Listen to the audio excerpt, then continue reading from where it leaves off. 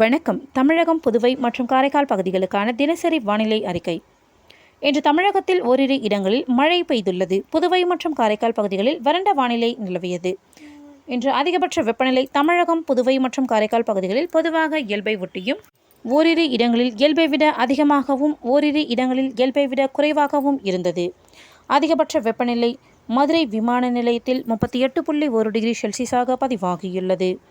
சென்னை மீனம்பாக்கத்தில் அதிகபட்ச வெப்பநிலை 37 டிகிரி செல்சியஸாகவும், நுங்கம்பாக்கத்தில் 36.4 டிகிரி செல்சியஸாகவும் பதிவாகியுள்ளது. நாமக்கல்லில் குறைந்தபட்ச வெப்பநிலை 19 டிகிரி செல்சியஸாக பதிவாகியுள்ளது.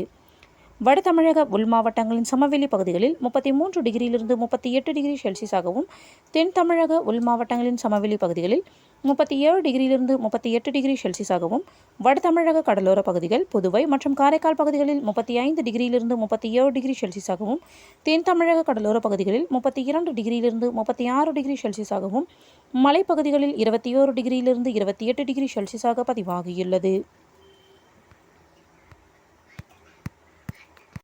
தென்னிந்திய பகுதிகளின் மேல் ஒரு வளிமண்டல மேலடுக்கு சுழற்சி நிலவுவதால் இன்று முதல் 19ஆம் தேதி வரை தமிழகத்தில் ஒரு சில இடங்களிலும், புதுவை மற்றும் காரைக்கால் பகுதிகளிலும் இடி மற்றும் மின்னலுடன் கூடிய லேசானது முதல் மிதமான மழை பெய்யக்கூடும். இன்று முதல் 19ஆம் தேதி வரை அடுத்த 5 தினங்களுக்கு தமிழகம், புதுவை மற்றும் காரைக்கால் பகுதிகளில் ஓரிரு இடங்களில் அதிகபட்ச வெப்பநிலை 2 டிகிரியிலிருந்து 3 டிகிரி செல்சியஸ் வரை இயல்பை விட அதிகமாக இருக்கக்கூடும். சென்னையை பொறுத்தவரை அடுத்த 48 மணி நேரத்திற்கு வானம் ஓரளவு மேகமூட்டத்துடன் காணப்படும். நகரின் ஒரு சில பகுதிகளில் மாலை அல்லது இரவு வேளையில் இடி மற்றும் மின்னலுடன் கூடிய லேசானது முதல் மிதமான மழை பெய்ய வாய்ப்புள்ளது.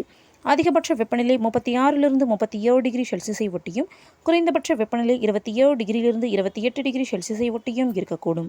மீனவர்களுக்கான எச்சரிக்கை. தமிழக கடலோர பகுதிகள். இன்று முதல் 19ஆம் தேதி வரை மன்னார் வளைகுடா மற்றும் அதனை ஒட்டிய தென் தமிழக கடலோர பகுதிகளில் மணிக்கு 35 முதல் 45 கிலோமீட்டர் வேகத்திலும், இடையிடையே 55 கிலோமீட்டர் வேகத்திலும் வீசக்கூடும்.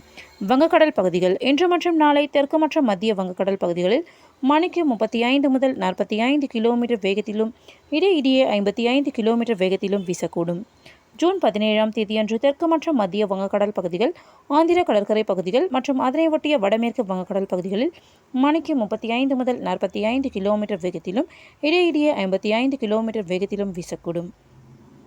ஜூன் 18 மற்றும் 19ஆம் தேதிகளில் தெற்கு மற்றும் மத்திய வங்கக்கடல் பகுதிகள், ஆந்திர கடற்கரை பகுதிகள், அதனை ஒட்டிய வடக்கு வங்கக்கடல் பகுதிகள் மணிக்கு 35 முதல் 45 கிலோமீட்டர் வேகத்திலும், இடையிடையே 55 கிலோமீட்டர் வேகத்திலும் வீசக்கூடும்.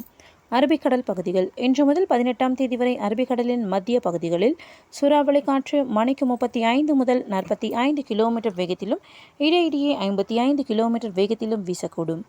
ஜூன் 19ஆம் தேதியன்று அரபிக்கடலின் மத்திய பகுதிகள், தென்கிழக்கு அரபிக்கடல் பகுதிகள், கர்நாடகா, வடக்கு கேரள கடலோர பகுதிகளில் சூறாவளி காற்று மணிக்கு 35 முதல் 45 கிலோமீட்டர் வேகத்திலும், இடையிடையே 55 கிலோமீட்டர் வேகத்திலும் வீசக்கூடும்.